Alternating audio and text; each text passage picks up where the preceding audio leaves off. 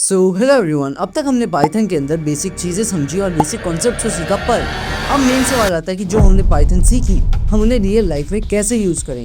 तो आज हम उसी के लिए सीखने वाले हैं एक नया कॉन्सेप्ट जिसका नाम है ऑब्जेक्ट ओरिएंटेड प्रोग्रामिंग सिस्टम। तो देखिए, इसका आपको मैं बेसिक कॉन्सेप्ट समझा दूँ। ऑब्जेक्ट ओरिएंटेड प्रोग्रामिंग के अंदर क्या होता है, दो चीज़ें होती है, पहला क्लासेस एंड दूसरा ऑब्जेक्ट्स। तो देखिए, क्लासेस क्या होता है कि हम इसको कुछ ऐसे समझ सकते हैं, अगर हम एक बड़ी क्लास का एग्जाम्पल ले लें अपने स्कूल की, तो वो जो क्लास है, कोई अब क्लास ले लो 9, 10, 11, तो वो क्लास हो गई एक क्लास और उसके ऑब्जेक्ट्स हो गए बच्चे। जो बच्चे हैं वो ऑब्जेक्ट्स हैं। तो इसका मतलब ये है कि जो क्लास के रूल्स होंगे, क्लास डिसाइड करेगी कि वो स्टूडेंट्स या फिर वो ऑब्जेक्ट्स कैसे वर्क करेंगे। यही होता है basic simple class and object का कॉन्सेप्ट। इसके अंदर क्या होता है, क्लास एक पेरेंट, आप अथॉरिटी टाइप समझ सकते हो। एक क्लास डिसाइड करती है कि आपके ऑब्जेक्ट्स कैसे बिहेव करेंगे या कैसे वर्क करेंगे। तो चलिए अब इस चीज़ को हम डिस्प्ले पे चल के समझते हैं। तो देखिए, सबसे पहले एक क्लास को बनाने के लिए हमें सिंपली क्लास के बाद उस क्लास का नाम डालना होता है। फॉर एग्जांपल, मैंने इस क्लास का नाम डाल दिया स्कूल। तो स्कूल डालने के बाद अब हम इसके अंदर कुछ भी डाल सकते हैं। अगर मैं स्कूल का नेम डाल दूँ तो स्कूल का, फॉर एग्जाम्पल अगर मैं नेम डाल देता हूँ, तो देखिए इसके अंदर मैंने बेसिकली नाम डाल दिया और एड्रेस डाल दिया कि मेरा स्कूल का नाम ये है और एड्रेस ये है। अब हम चाहते हैं, फॉर एग्जाम्पल मैं ये एक पूरा एग्जाम्पल लेके कंसीडर कर रहा हूँ। एक्चुअल में स्टूडेंट और बच्चे का कोई कॉन्सेप्ट नहीं है हमारी प्रोग्रामिंग के अंदर। ये एक एग्जाम्पल है कि हम कैसे ऑब्जेक्ट ओरिएंटेड प्रोग्रामिंग को यूज़ कर सकते हैं। फॉर एग्जाम्पल मान लीजिए एक नया बच्चे का हमने एडमिशन लिया अपने स्कूल के अंदर, नेम S1 का एडमिशन हमने ले लिया और उस हम किसी भी ऑब्जेक्ट को, ये एक ऑब्जेक्ट बन गया S1, इसको हमें किसी भी क्लास में डालने के लिए सिंपली अब जो क्लास है उसका नाम डाल देना होता है और उसके बाद ब्रैकेट लगा देने होते हैं। तो कुछ ऐसे। अब ये जो S1 है, ये हमारे स्कूल का एक ऑब्जेक्ट बन गया या फिर स्कूल का एक स्टूडेंट बन गया। अब मैं चाहता हूँ कि S1 का जो स्कूल का नाम है वो प्रिंट हो जाए, तो मैंने डाला S1.name और उसका एड्रेस भी प्रिंट हो जाए, तो S1.address। तो देखिए, अब इसको रन करके देखते हैं तो इसने प्रिंट करके देते हैं कोटशाम पब्लिक स्कूल एंड YT। तो इसका मतलब ये है कि ये चीज़ हमारी वर्क कर रही है। पर फॉर एग्जांपल, एक एग्जांपल के लिए हम देख सकते हैं या सोचें कि अगर मैं चाहता हूँ कि हम एक बड़े स्कूल के एग्जांपल ना लेके, कि मैं चाहता हूँ हर बच्चे का मैं नाम ले लूँ सेपरेटली,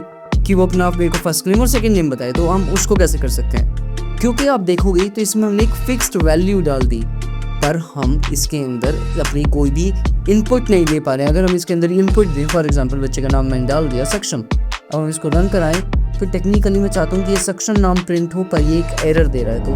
तो चलिए इस वीडियो के चैप्टर नंबर 2 पे। तो इस वीडियो का चैप्टर नंबर 2 है इनिट फंक्शन, मतलब इनिशिएट फंक्शन। ये फंक्शन कैसे वर्क करता है, ये फंक्शन हमारे जो ऑब्जेक्ट है उसको एक इनिशियल स्टेट प्रोवाइड कराता है या फिर उसे इनिशिएट कराने में हेल्प कराता है। अगर आप वो फंक्शन अभी नहीं बनाते हो तो पाइथन उसको अपने आप बना लेता है, वो डिफ़ॉल्ट फंक्शन है। पर अगर आप उस फंक्शन को बना रहे हो तो आपको कुछ चीज़ों का ध्यान रखना है जो कि हम सीखते हैं। तो देखिए, तो उस जो मैंने आपको बताया इनिट फंक्शन या फिर इनिशिएट फंक्शन, उसको बनाने के लिए आपको सिंपल अपने जो फॉर्मेट है अपने फंक्शन को लिख के इनिट डाल के अंडरस्कोर डालते उसके अंदर आपको ब्रैकेट डाल देना है। और अब देखिए, अब क्या होगा कि हमने एक इनिट फंक्शन बनाया, इसके अंदर आपको, क्योंकि हम किसी ऑब्जेक्ट को इनिशिएट कराने वाले हैं, तो हम किसी ऑब्जेक्ट को इनिशिएट कराने के लिए इसके अंदर सेल्फ डालते हैं। ये एक स्टार्टिंग स्टेट है हमारे ऑब्जेक्ट की। अब मैं अलग और पैरामीटर्स भी सेट कर सकता हूँ। ये बेसिकली अगर इन्हें टेक्निकल टर्म्स में देखें, पैरामीटर्स है self, name and for example surname के लिए मैं SQL यूज़ कर लेता हूँ। तो देखिए, अभी क्योंकि हमने ये डिफाइन नहीं किया इसलिए ये हाईलाइटेड नहीं है। अब मैं यहाँ पर, अब देखिए आपकी चीज़ समझा देता हूँ कि आपको अगर कोई भी अपना जो वेरिएबल है उसको बनाना है तो आपको लिखना होता है self.name। अब मैं नेम के लिए उसको मैं नाम देता हूँ नेम का, जो मैंने यहाँ पे दिया। ये नाम और ये नाम सेम होना चाहिए, इसकी जगह आप कुछ भी रख सकते हो। फॉर एग्जाम्पल यहाँ अगर मैं रखता हूँ फुल नेम, तो ये हो गया एंड self डॉट, या फिर फुल की जगह फर्स्ट कर देते हैं और first name and self dot second name. जो सेकेंड नेम होगा वो है हमारा सरनेम। तो देखिए, अब हम यहाँ क्या कर सकते हैं, अब मैं चाहता हूँ कि जो मैं नाम दे रहा हूँ अपने S1 का वो मैं नाम भी दे दूँ, तो मैंने नाम दे दिया और यहाँ सरनेम भी दे दिया। अब देखते हैं क्या होगा, क्या ये वापस वो वाला एरर थ्रो करेगा या नहीं करेगा। उससे पहले इसको करेक्ट कर, चलिए। तो देखिए, इसने s1.name का एक एरर दिया। अब वो क्यों दिया वो हम देखते हैं। तो देखिए इसने एक एरर थ्रो किया। वो एरर इसने इसलिए क्यों थ्रो किया हम पहले उसको शॉर्ट में समझ लेते हैं। क्योंकि हमने यहाँ s1 का नाम प्रिंट कराने की कोशिश करी, पर ये एक नाम नहीं है। नेम क्यों एक वेरिएबल नहीं है। हमने जो वेरिएबल लिया है वो है फर्स्ट नेम। ये चीज़ आपको समझना बहुत ज़्यादा ज़रूरी है कि जो हम यहाँ सेकंड वाला यूज़ कर रहे हैं इक्वल टू रखे, वो एक वेरिएबल नहीं है। हमेशा याद रखिएगा वेरिएबल को हम स्टार्ट में लिखते हैं तो उसलिए ये वेरिएबल नहीं है, ये एक पैरामीटर है। नेम एक ऑब्जेक्ट का पैरामीटर है और सर नेम भी। तो हम यहाँ पर क्योंकि मैंने यहाँ फर्स्ट नेम लिखा तो हम मेरे को यहाँ लिखना पड़ेगा फर्स्ट नेम एंड यहाँ पर मेरे को लिखना पड़ेगा सेकेंड नेम, क्योंकि ये हमारे वेरिएबल हैं। तो चलिए इसको एक बार सेलेक्ट कर देते हैं। अब देखते हैं इसको रन करके क्या वापस एरर आएगा। तो आप देख सकते हैं यहाँ कोई भी एरर नहीं आया, क्योंकि हमने वेरिएबल ही गलत लिया था। हमने एक पैरामीटर को एक वेरिएबल कंसीडर हम करना चाहते हैं जो कि गलत है। तो इस वीडियो के चैप्टर नंबर 3 में हम समझने वाले हैं ऑब्जेक्ट ओरिएंटेड प्रोग्रामिंग के 2 पिलर्स को, 4 में से 2 पिलर्स। अब हम समझने वाले हैं एनकैप्सुलेशन को और एब्स्ट्रैक्शन को। तो देखिए इनका मतलब क्या होता है मैं आपको शॉर्ट में समझा देता हूँ जिससे आपको समझ आ जाए, या फिर हम पहले डिस्प्ले पे चल के हम कुछ चीज़ें कर लेते हैं जिससे और अच्छे से आपको क्लियर हो। तो देखिए अब मैंने एक और फंक्शन लाया अपने परसेंटेज को काउंट चेक करने का या फिर कैलकुलेट कराने का। तो नेम सरनेम और यहाँ मैं एक और पैरामीटर ऐड कर देता हूँ मार्क्स का, और इधर मैं डाल देता हूँ self.marks। वेरिएबल का नाम मार्क्स ही रखते हैं, इसको मार्क्स के इक्वल रखते हैं। यूजुअली हम पैरामीटर और वेरिएबल का नाम सेम रखते हैं। अब आप जब भी कोई फंक्शन बना रहे हो किसी क्लास के अंदर आपको सेल्फ पैरामीटर ज़रूर डालना पड़ेगा, क्योंकि हम सेल्फ ही ऑब्जेक्ट को डिनोट कर रहे हैं, तो ऑब्जेक्ट से ही हमें काम करना है। तो हमने यहाँ पे सिंपल परसेंटेज को कैलकुलेट करने के लिए मैं कोड लिख देता हूँ। और यहाँ पे एक चीज़ और समझ लीजिए, ऑब्जेक्ट क्लासेस के अंदर या फिर ऑब्जेक्ट ओरिएंटेड प्रोग्रामिंग में पाइथन के अंदर क्या होता है, सम, मल्टीप्लिकेशन, डिवीजन, सब्ट्रैक्शन, ये सब वर्क करता है। इसको मैं आगे आपको शॉर्ट में दिखा दूंगा, पर अभी देखिए फॉर एग्जांपल मैंने डाला सम self.marks, तो ये क्या करेगा self.marks मैं जो कि एक लिस्ट प्रोवाइड कराऊंगा उसका सम करके दे देगा। अगर आप ऐसे नहीं करना चाहते तो इसका एक सिंपल मेथड भी है। सिंपली हम क्या कर सकते हैं, यहाँ पर इसको अगर कमेंट आउट करूँ मैं एक बार के लिए, तो देखिए हम इसको कर देते हैं कमेंट आउट। तो यहाँ पर हम क्या कर सकते हैं, सिंपल इसको टोटल को कर देते हैं 0 एंड उसके बाद फॉर लूप की हेल्प से हम ये काम कर सकते हैं, फॉर आई इन self.marks। तो बस इससे ये इसका सम ले लेगा, इसको टोटल कर देता है मेरे को। तो हमने डिसाइड कर दिया। अब यहाँ पर परसेंटेज के लिए PR सीखते हैं। टोटल को हम डिवाइड करते हैं लेंथ से, हमारी self.marks की। तो देखिए मैंने यहाँ बेसिक कोड लिख दिया परसेंटेज को कैलकुलेट करने का। मैं यहाँ पर एक नया स्टूडेंट डाल देता हूँ अपनी स्कूल के अंदर, जिसका नाम डाल दिया सक्षम, सेकेंड नेम डाल दिया शर्मा, और लिस्ट के अंदर इसको नंबर प्रोवाइड करा दिए मैंने कुछ। तो देखिए मैंने फॉर एग्जांपल 6 सब्जेक्ट के नंबर प्रोवाइड कराए। अब मैं चाहता हूँ कि मेरे को उसकी परसेंटेज कैलकुलेट करके आए, तो हम सिंपल लिखेंगे s1.percentage। अब देखिए पिछले वाले में हमने प्रिंट इसलिए किया क्योंकि वो कोई एक्चुअल फंक्शन नहीं है जो वर्क करेगा, वो इनिशिएट करा रहा है ऑब्जेक्ट को।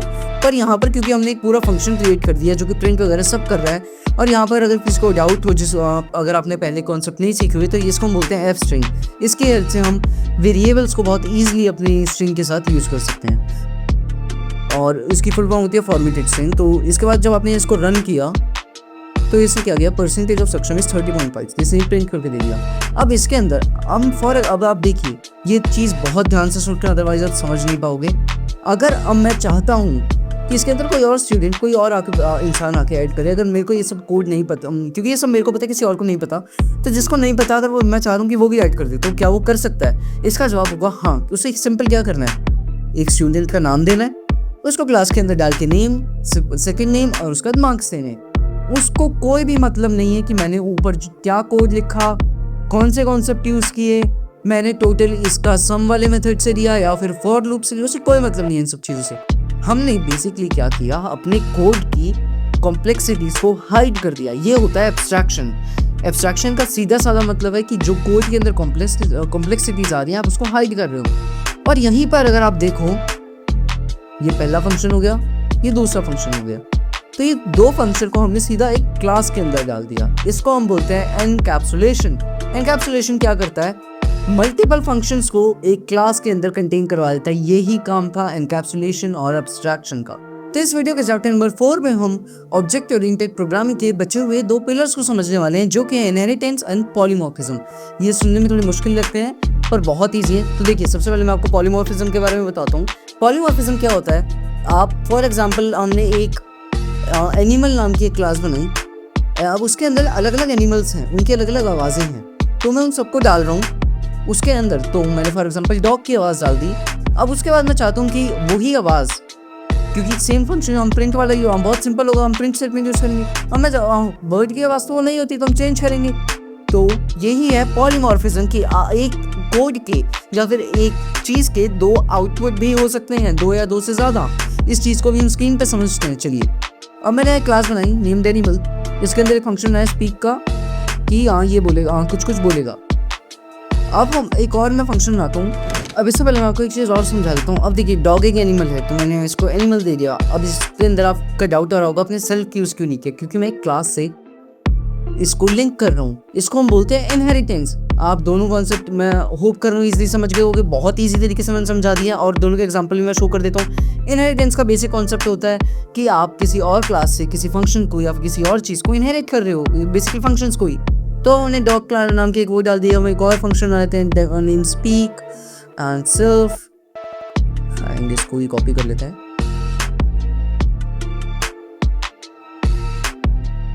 अब देखिए, मैंने यहाँ पर एक डी नाम का एक डाल देता हूँ। मैंने कहा एक डॉग है। अब इसको ये जो बोलता है उसको प्रिंट कराओ। तो देखते हैं क्या रन होगा। डॉग स्पीक्स, ये वाली चीज़। पर यहीं पर मैंने कहा डॉग नहीं है, ये सिंपल एक एनिमल है, कोई भी एनिमल। तो ये बोलेगा एनिमल स्पीक्स। तो आज के लिए बस इतना ही। यही थे वो बेसिक कॉन्सेप्ट जो कि आपको रियल लाइफ प्रोग्रामिंग में यूज़ होने वाले हैं। इसके अंदर मैंने आपको बेसिक 4 पिलर्स के बारे में बताया, जो कि थे polymorphism, inheritance, abstraction and encapsulation. आपको मैंने कुछ मैजिक मेथड्स भी बता दिए। मैजिक मेथड कुछ भी नहीं होता, वो सम मल्टीप्लिकेशन वाली चीज़ें जो मैथमेटिकल ऑपरेशंस हैं वो बहुत ईजी है। वो आप खुद रिसर्च करके सीखिएगा, आप बेटर समझ पाओगे। अब इसी के साथ नेक्स्ट वीडियो में हम सीखने वाले हैं एक और एडवांस कॉन्सेप्ट, जो कि है एरर एंड डेटा हैंडलिंग। अगले वीडियो में हम सीखने वाले हैं एरर्स को हम कैसे हैंडल कर सकते हैं, कि हाँ एरर आता होगा भी एरर ना आए। मतलब फॉर एग्जांपल, मैंने गलत कोड लिख दिया या फिर मैंने गलत इनपुट दे दिया तो एक एरर आएगा, पर मैं चाहता हूँ एरर ही ना आए, गायब हो जाए। ये मैजिक भी पॉसिबल है पाइथन के अंदर। तो इस कॉन्सेप्ट को हम नेक्स्ट वीडियो में सीखेंगे। तो तब तक के लिए इस वीडियो को लाइक करें, चैनल को सब्सक्राइब करें और मुझे इंस्टा पे फॉलो कर देना।